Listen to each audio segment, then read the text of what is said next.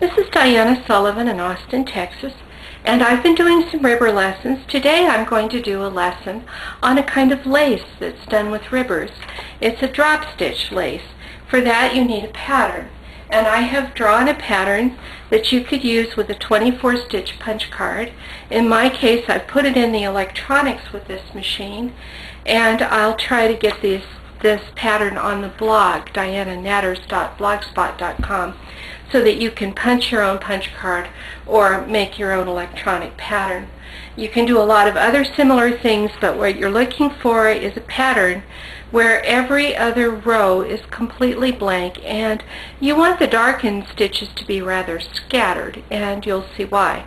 The darkened stitches are going to be the dropped stitches. The needle arrangement for drop stitch lace is a full needle rib needle arrangement, except that the end needles are on the ribber.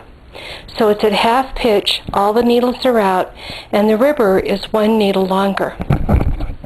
For the zigzag row, the carriages are set for plain knitting and the very tightest tension.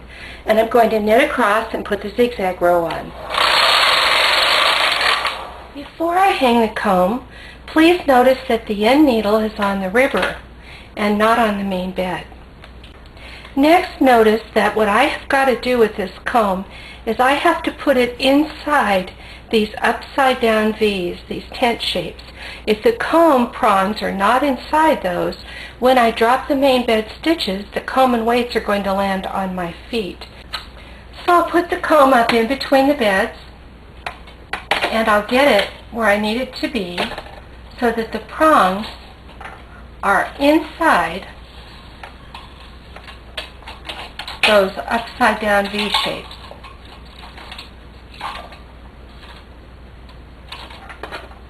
And then I'll hang the weights.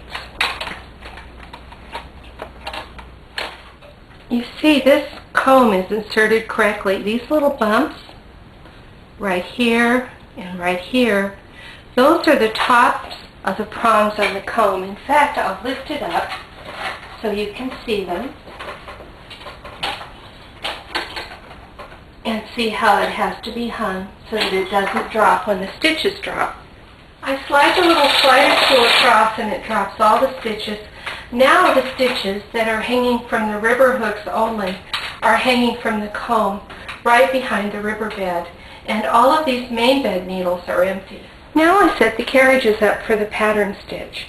I turn the wheel to KC so that the main bed carriage will select needles.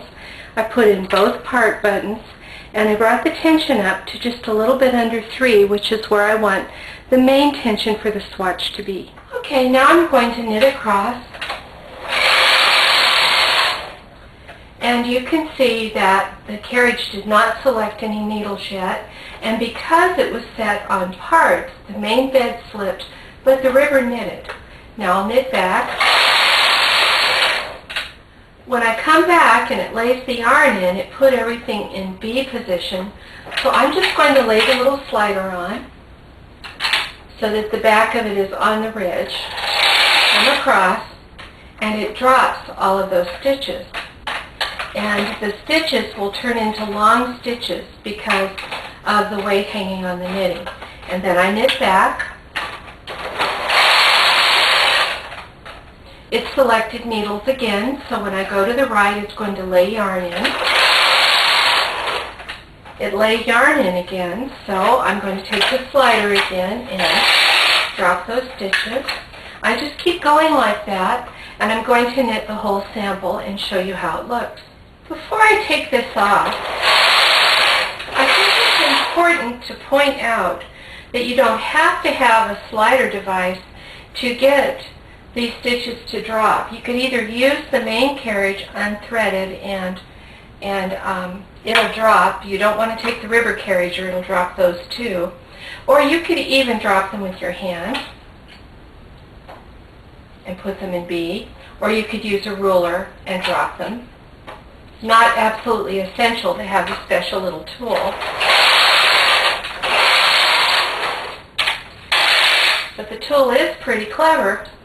Now I'm going to go ahead and take the knitting off and show you how it turned out. The drop stitch is mostly stockinette on one side and mostly purl on the other. And I'm just going to put it on the gate pegs and unroll it so that you can see the lace that was formed. Here's that first lace, which shows up as little areas of longer stitches. And then let me move it on up and show the second lace, which is little diamonds. And I really need to flip it over so you can see the other side of both laces. Here's that first lace with the little groups of 3 stitches, and they are more open than the rest. And then here is the second lace with the diamond shapes, also more open than the rest. This is a fairly subtle lace, which can be very nice because sometimes you don't want giant holes in a garment. So that's how to do drop stitch lace on the river.